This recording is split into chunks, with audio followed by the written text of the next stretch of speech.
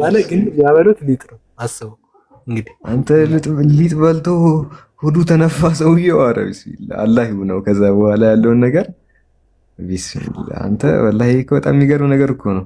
የጌታ ደም ነው የጌታ ስጋ ነው። አሁን ጋይስ እንትን ነው እሺ፣ ቁርባን ኦርቶዶክሶቹ ምን ብሎ ነው የሚረዱት መሰላችሁ? ካህኑ ከጸለየበት በኋላ ይመስለኛል እና የጌታ ስጋና ደም ነው የሚሆነው ይላሉ። እሺ የሚጠጡት ነገር የሚጠጡት እሱ ራሱ የኢየሱስ ደም ነው ይላሉ። በምሳሌ አይደለም፣ ምሳሌ የሚሉት ጴንጤዎቹ ናቸው። እነዚህ ኦርቶዶክሶቹ ግን ትክክለኛ የጌታ ስጋና ደም ይላሉ። ሲበላ ወደ ኢየሱስ ስጋ ይቀየራል፣ ሲጠጣ ወደ ኢየሱስ ደም ይቀየራል። አየር ላይ ነው እዛው የሚቀየረው እና ምንበላውና ምንጠጣው በምሳሌ ወይንና ህብስቱን ሳይሆን እንትኑን ቂጣውን ሳይሆን ትክክለኛ የኢየሱስን ደም ትክክለኛ የኢየሱስን ስጋ ነው የምንበለው ብሎ ያስባሉ። እሺ ይሄ አሁን እኛ ስናየው ነው ዳቦ የሚመስለው እንጂ ነገሩ ደም ነው ይላሉ። ስንጠጣው ደም ነው የሚሆነው ይላሉ። እና ይሄ ካኒባሊዝም ነው። ዲስ ካኒባሊዝም ማለት ሰው በሌታ በአንድ በኩል ሰው በሌታ ነው ሊባል የሚችለው እንደዚህ አይነት ነገር እና በዚህ ላይ ነው የሚሻሙት እያለ ነው። እኛ እንግዲህ ገብተን አላየንም። እሱ ያው ክርስቲያንም ስለነበረ ነገሩን በደንብ ያውቀዋልና ወላሂ በጣም ሲያስታውቁም ድጋሜ ይበሉታል። አሁን ዳቦውን ማለት ነው ያቺ ያው ብዙ ቅመም የለውም ታውቃላችሁ፣ እርሾም አይደረግበትም። እሱ እንዳለው ትንሽ ለብ የተደረገ ሊጥ ነው። እሱን ይበሉታል። አንዳንድ ወደ ላይ ይመልሳቸዋል። ሲመልሳቸው ቢተውት ጥሩ እኮ ነው። ቢተውት ምናምን አሪፍ ነው። እናንተ ያስመለሳችሁትን ነገር አትበሉማ። የጌታ ስጋና ደም ከመለሳችሁ ድጋሜ ነው የምትበሉት። እሱን ራሱ ከመሬት አንስታችሁ አስታውኳችሁ ማለት ነው። አስታውካችሁ ወላሂ መልሳችሁ ነው የምትበሉት። ይህንን አንድ የኢትዮጵያ ኦርቶዶክስ ተዋሕዶ ቤተክርስቲያን እንዲያቆን አለ እና መባጽዮን አይ ቲንክ እሱ መጽሐፍ ላይ አሊያም ደግሞ እሱ ራሱ በልቶ ከዛ አስታወከውና ድጋሚ መልሶ በላው። ለምንድን ነው መልሰ የበላው ተብሎ ሲጠየቅ ይሄ አለ የጌታ ስጋና ደም ነው፣ የጌታዬ ስጋና ደም መሬት መንካት የለበትም አለ። እንዴ መሬት እንዴት ይነካል? ስለዚህ መሬት የነካውን ድጋሚ ተመልሶ በላው። እና ይሄ እኮ ዝንጀሮች ምናምን የሚያደርጉት ነገር ነው። እንደዛ ነው የማውቀው። የሆኑ ዝንጀሮች ካስታወኩ በኋላ ድጋሚ ይበሉታል። እና ያ ነው የሚመስለው። ወላሂ በጣም ነው የሚያስጠላው። ብቻ አፉ በሉኝ እንግዲህ እየበላችሁ ያላችሁት ልጆች። ደግሞ እኮ ይለወጣል የሚባለው እኮ እንትኑ ላይ ነው የሚቀመጠው። አይሚን ካየው አላቅም፣ ታቦቱ ላይ ነው የሚያስቀምጡት ህብስቱን እና እንትኑ ማለት ነው። ይቀዳውና ታቦቱ ላይ አድርገው ፈተተ ማለት ያው ቆርስ ነው። ለሁለት ይቆርሰዋል በነስ ይባል ስጋውን ተብሎ ነው የሚታሰበው። ጸሎተ ፈትቶ ይባላል። እና የትኛው ታቦት ነው ራሱን ለምሳሌ ከመሰረቅ ያላዳነ ታቦት ነው ወይ ያህን ህብስት ወደ ስጋ የሚቀይረው ነው የመጀመሪያው ጥያቄ። ምን አይነት ፓወር ቢኖረው ነው? ታቦቱ ነው እንግዲህ ቀይረዋል ተብሎ የሚታሰበው። ያው ታቦቱ ላይ እግዚአብሔር መንፈስ አለ ብለው ስለሚያስቡ አሁን ሲሰረቅ የሆነ ሪፖስት አድርጌው ነበር። የስላሴ ታቦት ተሰርቆ በፖሊስ ቁጥጥር ስር ዋሉ ሌቦቹና ማሻላ እልል በሉ ምዕመና ምናምን ብለው ሲያስጨበጭቡ ሰሞኑን ሳኩኝ። ራሱ መጠበቅ ማይችል እንዴት ነው አንተ የሚጠብቀውና አታ ደግሞ ሌላው ቀርቶ እንዴት ነው ህብስቱን ሊቀይር የሚችለው ወደ ስጋ ነው? ራሱ መጠበቅ ማይችል ታቦት አንደኛ ነገር እሱ። ሁለተኛው ይገርም ኡስታዝ የሆነ ህፃን ልጅ ቆረበና አበዛበት ቄሱ ማለት ነው። እኛ እያስቀደስን ትዝ የሚለኝ ድሮ ስጋውን አበዛበት። ስጋውን እንበለው እንጂ ያው ሊጡን አበዛበት ማለት ነውና ከዛ ሊትራሊ ያ ልጅ እንዴት ይዋጠው እንግዲህ ማኘክ አይቻልም ተብሏል። ከዛ እንደገና እንትን አይልም። ከዛ በምላሱ ስር አደረገው። የሚገርም ነገር ከምላሱ ስር እንዴት ነው አንዳንዴ ኪኒ ልትጡ ስትሉ ምናምን አልዋጥም ለማለት ይሄን እንትን ታውቀዋለህ። ከምላሱ ስር አደረገው ስጋውን ማለት ነው። ከዛም በኋላ ደሙን ብቻ ስለሚጣፍጥ ጠጣውና ያ ስጋው እንኳን ያስጠላል፣ ብዙም አይጣፍጥም። ደሙ ነው የሚጣፍጠው እኛ እንደቀመስ ከዛ ስለሚዘጋጅ ማለት ነውና ከዛ ያህን ስጋውን ተፋው ቀስ ብሎ ማለት ነው። ከዛ እኛ ቄሱን ጠራናቸው። እኛ ስጋ ማለት ዲያቆን ስጋ ሊትራሊ መንካት አይችልም ማለት ነው። ስጋውን መንካት አይችልም፣ ደሙን ነው ማቀበል የሚቻለውና የምናደርገው እንደዛ ነው። ከዛ ያህን ስጋውን ልክ ሲጠፋው ለቄሱ እኛ መንካት አይችልም፣ ድቁና ነው ያለን ክህነት ስለሌለን ይሄን ስጋ እንዴት ይደረጋል ምናምን ብለን ስንላቸው አምጡት አሉን ማለት ነው። ከዛ በጨርቅ አድርገህ እጅህን ትችላለህ። በጨርቅ አድርገን ያህን ስጋ አነሳ ነው። ብታምነኝ ባታምነኝ ማለት ነው ኡስታዝ ያህን ለሁለት አድርገው ለሌላ ሰው አቀበሉት። ባይኔ ያየሁትን ማለት ነው። ጨምረውት ጋር ጨምረው እንደማጥቶ አፉ የተፋውን አምጡት ቆይ እንትን ይላል አሉና የምር እያየናቸው ነው። ምን ሊያደርጉት ነው ይሄ ተጣለ ምናምን ብለን እኛ እንፈላሰባል። ከዛ ጻህሉ እስከተቱና ደባልቀው ለሌላ ሰው ቆርሶ 3 ጊዜ ምናምን አድርገው ለሌላ ሰው ሰጡት ማለት ነውና በዚህ ልክ ነው። ይሄ ስንት አይነት በሽታ ያስይዛል። በምራቅ ስንት የሚተላለፍ በሽታ አለ። ስንት ነገር ነው።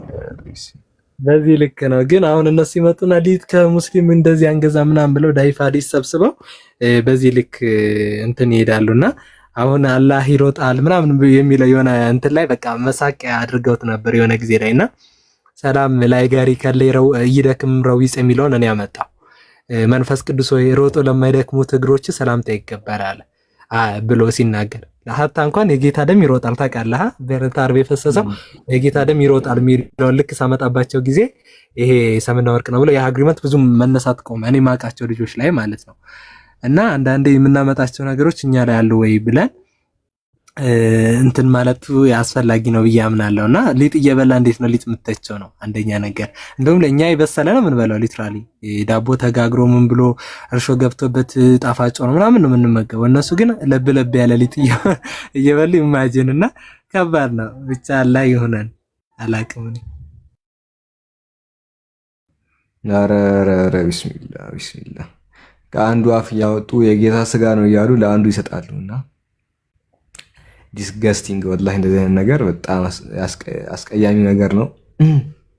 ኧረ አይደረግም እንደዚህ። ኧረ ቢስሚላ አላህ ይሆናቸው አላህ ይሆናቸው። እና ቅድም ያልኳችሁ ነው አቡክ የነገራችሁ ምንድን ነው አንዱ ያስታወቀውን አንዱ መልሶ ይበለዋል። ከአንዱ አፍ እያወጣ ወደ አንዱ ያስገቡታል። እና እዚህ መካከል ወላሂ በጣም ብዙ በሽታ እንትን ልታረጉ ትችላላችሁ። የጉበት በሽታ አሁን በምራቅ የሚመጣ እንትን ነው። ከመተላለፊያዎቹ ውስጥ አንዱ እንደውም የሆነ ምራቅ ምናምን ነገር ነው ወደ ሆድ ከገባ እሱ በጣም አደገኛ በሽታ ነው። አዳርሱ ህዝቡን። የአሜሪካ ተልዕኮ ያላችሁ ነው የሚመስለው። አፍሪካ በቁጥር መቀነስ ማለት ነው። አፍሪካዎችን በቁጥር የመቀነስ ዓላማ ካላቸው ድርጅት ጋር የሚሰሩ ነው የሚመስለው። ለማንኛውም ይሄ ነገር በቃ እያላችሁ ነው እናንተ ራሱ። በቃ እኔም በቃ ልበል። አላኩል ያህልን ግን አላህ ሂዳያ ይስጣቸው። እስኪ ወላሂ አላህ ሂዳያ ይስጣቸው። እሺ ምን ላይ እናውራ? ሌላ የቤተ ክርስቲያን ጉድ ወጣ እንግዲህ። በቀድሞ ዲያቆናቸው በአሁኑ ሰለምቴ ወንድማችን አቡኪ በጣም ብዙ ጉድ ሰማን። በጣም ብዙ ጉዳቸውን ሰማን። ይሄ ብቻ ደግሞ አይደለም፣ ወደፊት ኢንሻአላህ ወላሂ በጣም ብዙ ነገር ወደ እናንተ የምናደርስ ይሆናል። በተለይ ከቅርብ ጊዜ ወዲህ እየተሰራ ያለ ነገር አለ። ስንጨርሰው እናካፍላችኋለን። እና ማታምኑት ጉድ ሁላ እያወጣ ነው። በሚዲያ አይደለም በአካል ነው። ኢንሻአላህ ሁሉም ነገር ተሰርቶ ካለቀ በኋላ የምናጋራችሁ ይሆናል። እና አታምኑ ኢንሻአላህ።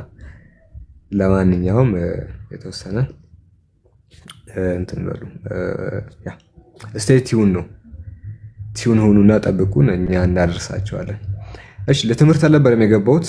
እንደው አንዳንድ የሚወራበት ነገር ካለም ርዕስ ማንሳት እንችላለን። ርዕስ እያነሳ ማውራት እንችላለን።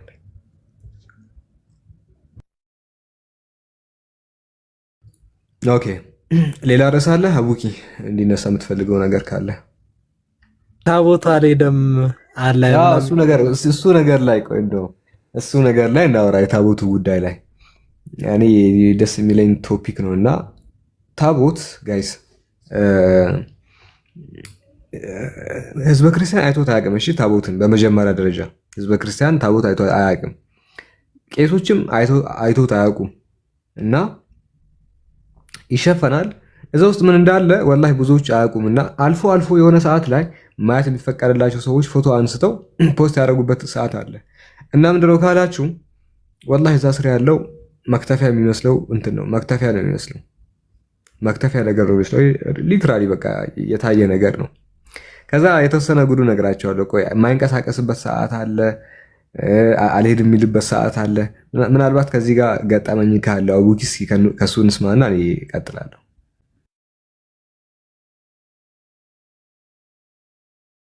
ኡስታዝ እንትን ነው አሁን ለምሳሌ እኔ የሚገርመኝ ነገር የሚሸከመው ሰውየው ነው።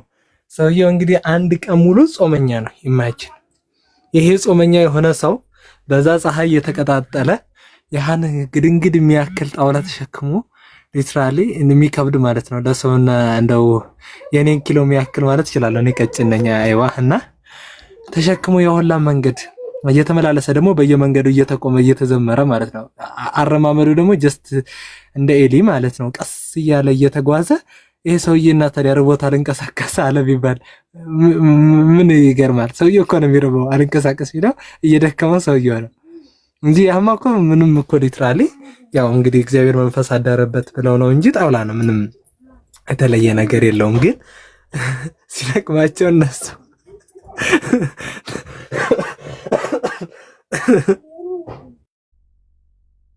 ተሰረቀ ይላሉ አንዳንዴ። ተሰረቀ ምናምን ብሎ ያዙን ልቀቁም ምናምን። እንዴ ምን ያደርግልናል? እኛ ጣውላ መክተፊያ ምን ያደርግልህ? ገበያ አለ እኮ 200 ብር የሚገዛ እና ወላሂ በጣም ነው የሚያሳዝኑት እነዚህ ሰዎች። ግን ይሁን ለጾም ካልሆነ ኡስታዝ ሰዎቹ እንትን ሲፈልጉ ምንድን ነው የሚባለው? ደም መድማት አለበት ይባላል። ጾም ካልሆነ ይታረድ እርድ ይደረግለትና ሲደማ ምናምን ነው የሚሄደው። ታቦት አልሄደ ብሏል። ኧረ ቶሎ ቶሎ ይቅማ ምናምን ይባላል። በተለይ እንትን የእስጢፋኖስ ታቦት ምናምን ይባላል። እስጢፋኖስ ይሄ እንትን ያለው ማለት ነው። ይሄ ምንድነው መስቀል አደባባይ ያለው። በተመሳሳይ ይሄ ደግሞ ምንድነው ከርቸሌው ሚካኤል የሚባለው ደቄራ ምናምን ያለው ማለት ነው። እስረኛ ሚካኤል የሚባለው ቶሎ አይገቡም። ለምንድነው ሲባል ታቦቱ አስቸጋሪ ነው አልንቀሳቀስ ይላልና ቶሎ ቶሎ እረዱለት ምናምን ይባላል። ይሄ አምልኮት ነገር ሊትራሊ ታቦትና ምን እርድ ምን አገናኘው? መስዋዕት ከዛ ያ ልክ ሲታረድ ይሄዳል። ግን ታቦቱ አይበላም። የሚበሉት ቄሶቹ ናቸው። ከዛ ነው እንዴ እንትን ከሆነ ደግሞ ይታረድ ብሎ ቄሶቹ ናቸው የሚበሉት። እንደ ታቦትና ኬት ወርተ ይበላል ጣውላ ነው እሱ። እና ለራሳቸው ሲፈልጉ እንደዚህ የሚሉት ነገር አለ። ሀታ በጾም ደግሞ ከሆነ ይበሳጫል። በጾም ወቅት ከሆነ የሚገርም ጾም ላይ ከዋለ እርድ ምናምን ሮብ ወይም ዓርብ ወይም የሆነ ጾም ላይ ከገባ በጣም ይበሳጫሉና በቃ ማይጠንት በደንብ ጠኑለት ነው የሚሉት። በጣም እጠኑ ይሄ የሚታጠነው በጣም እጠኑትና እንደዛ ነው ካለበዛ አይንቀሳቀስ የሚሉት ነገር አለና ምን አገናኘው? ሰውየው ደክሞት አንድ ቀን ሙሉ ሳይበላ ሳይጠጣ እኔ ሀታ ማቀው የሆነ ነበረ ተሸካሚና በቃ እየራቡት ምን አደረገ? ተደብድቧል። በልቶ ሊሸከም ማለት ነው። ምን ያድርግ? በቃ ይሄ ሰውዬ 2 ቀን 1 ቀን ሙሉ በረሃብ እንትን ከምል ብሎ ማታፏ ብሏል። እሱ ለካ በልቶ ጠጥቶ ምናምን ጠዋት ሊሸከም ሲገባ ቀጠቀጡት ነው በቃ አሰጡት ማለት ነው ደብድበውና በቃ በዚህ ልክ ነው ሰዎችን ከረሃብ ጋር ሰዎችን እንዲጎሳቆሉ የሚያደርግ ነገር ነው። ፈጣሪ ከኛ ረሃብ ጋር ምንም የለውም። ሊትራሊ ይሄ ባሪ ይገዛኛል አይገዛኝም የሚለውን ነገር ነው እንጂ አንድ ቀን ሙሉ ሰውን አጠውልገ በረሃብ ከዛ እንደገና ደግሞ 4 እና 5 ኪሎ የሚያክል ነገር በላዩ ላይ ጭነ ከዛ ደግሞ አንቀሳቀስ በጣም በቅርፋፋ እየሄድክ በፀሐይ እየጠበስክ ያን ሰውዬ ምን አይነት ጽድቅ ነው የሚገኘው በእንደዚህ አይነት ነገር ራሱና በጣም እኔ የተለየ ነገር ነው። ብቻ አላኩል ያህል ይሄ ነገር ሁሌ ማስታወሰው ፈን የሚያደርገኝ ነገር ይሄ ነው። እንትን እኔም ረቡኪ ታቦት ማለት ነው። ይሄ የጥምቀቱ ጊዜ እያወጣ የሚገባው ነገር እስኮ የሆነ ክብ ነገር እንደ ቤተክርስቲያን ጣሪያ የሚመስለው ነገር አለ አይደል? ያስገቡ የሚያሉት ነገር እሱ ምንድነው? ለብዙ ሆኖ የሚሸከሙት እኮ እንትን ኦኬ እሱ እንትኗ ጋሪ እኮ ነው ኡስታዝ። ታቦቱ ፀሐይ እንዳይነካው ተብሎ የሆነ የሚገፋ አይደለ?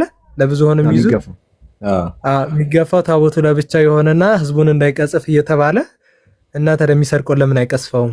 ይሄ ውሸት ነው፣ አይቀስፍም። ግን ሲወስዱትስ ሌቦቹ ለምን አይቀስፋቸውም?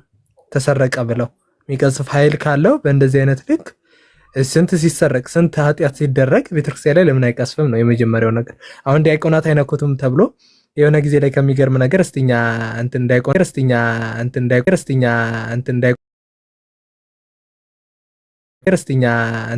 እስቲ ቀስፋ ላይ ቀስፍም ብለን እኔና ጓደኞቼ ከኋላ ሆነ ነካ ነው ማለት ነው። ይሄ እንትኑ ጨርቁን ይሄው እስካሁን አለን። እንግዲህ ምንም የሆነው ነገር የለምና ሀታ እንኳን እኛ የሚሰርቁት ታቦቱን ስንት ቤታቸው ውስጥ ያስቀመጡት ስንት እኮ ታቦት ቀብሮ የተገኘ አላየህም ኡስታዝ? የገብርኤልን የምን ገብርኤል ምናምን ቤት ውስጥ አስቀምጦት ሰውዬው ተያዘ አለ። ቄስ ነው የሚገርም ነገር ቤት ውስጥ አስቀምጦት ማለት ነው። እና ታዲያ ኃይል ካለ ለምን አይቀስፈውም ነው የመጀመሪያው ጥያቄ። ሁለተኛ ነገር ደግሞ ታቦቱ እንዳይቀስፋቸው ምዕመናን እንዳይነኩት 40 ክንድ ምናምን መራቅ አለባቸው ስለሚባል በዛ በሚገፋ ውስጥ ሆኖ ተሸፍነው ለፀሐይ እንዳይነካው ተብሎ ነው እንትን የሚሄደው ማለት ነው። እና አረ እንዳጥር ተሸከሙ ይላል። በጣም ከሚገርም ነገር ሰውየው በቃ ይዝላል ማለት ነው። ቀኑ ሙሉ ስለማይበላ ይዝላል። ያን የሚያክል ሸክም በላዩ ላይ ያላስብለው ኢማጂን። አንዱ በቃ ነደርኩ አለና ሊጥለው አለ የሆነ ጊዜ ላይ አረን ያልቻልኩም በቃ ብሎ አበደኛ። ደግሞ ዲያቆናት ነበርና ስለዚህ አረ ምን ጉድ ነው ምናምን አለና ተሸፈነ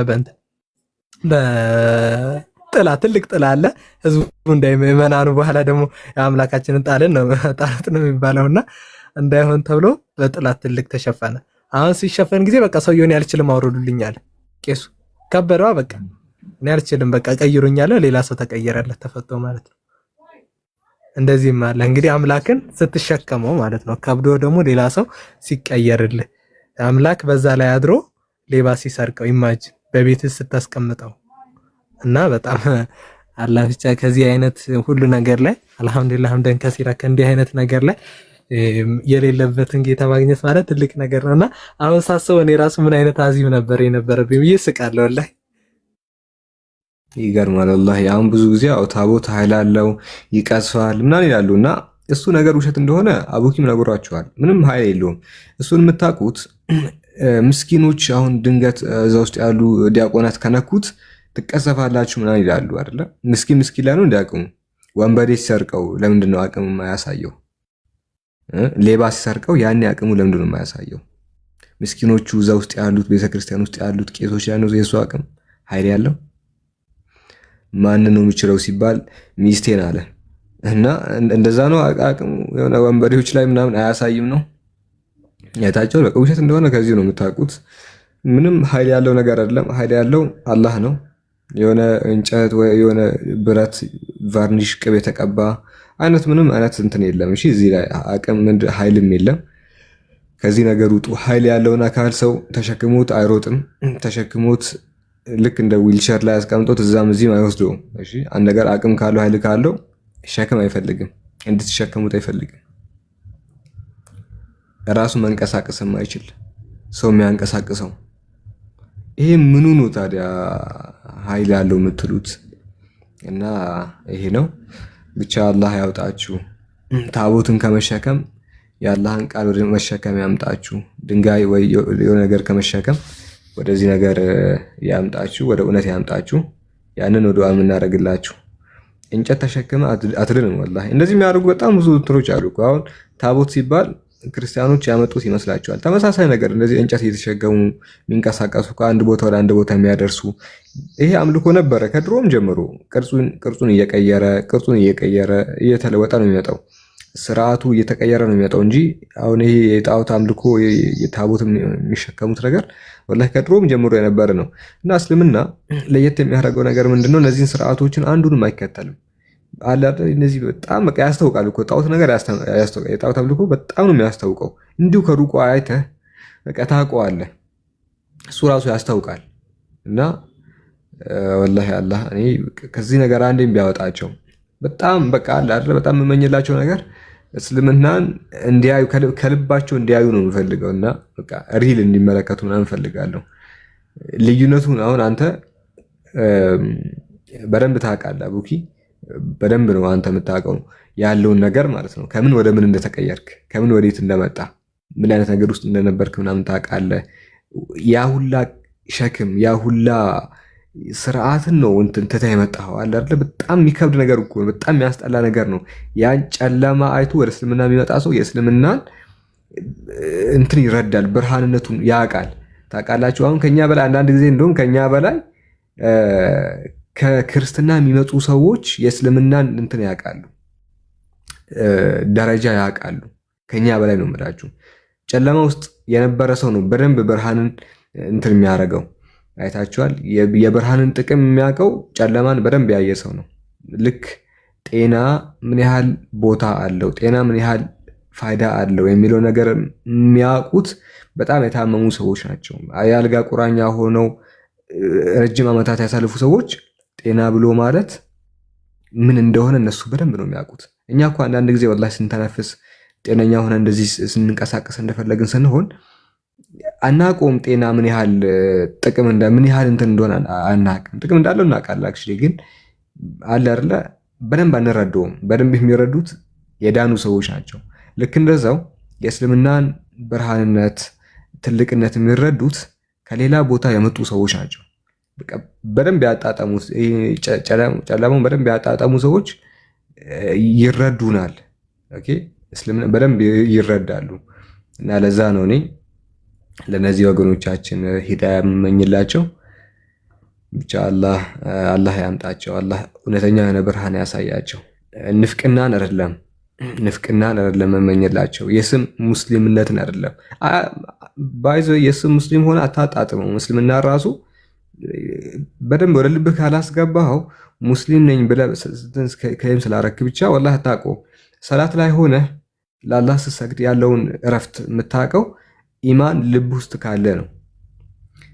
አለበለዚያ ጎንበስ ቀና ብለህ ጣዕሙንም አታውቅም። ባይዞ አይደለ ልብ ውስጥ ገብቶ ሲሰርጽ ነው ሁሉ ነገር። ከልብ ሲሆን ነው አይደለ እንትን ያለው ጣዕም ያለው እንጂ ጎንበስ ቀና ምንም ነገር እረፍት አታገኝበትም፣ ሰላም አታገኝበትም፣ ደስታ አታገኝበትም። እዛ ውስጥ ምን ነገር ነው የማታገኘው። እና ያው ከሂዳያም በላይ ደግሞ ከሰለማችሁ በኋላ እንደዛ አይነት እስልምናን ለእናንተ እንመኝላችኋለን። ያው ይህን ይመስላል ኢንሻአላህ የታቦቱ ጉዳይ እንደዛ ነው። የሚገርማችሁ ነገር በኢየሱስ ዘመን ውሸት መሆኑን የምታውቁት ይሄ ነገር እነ ኢየሱስ ሐዋርያቱ 12ቱ ለምንድን ነው እንደዚህ አይነት ነገር እየተሸከሙ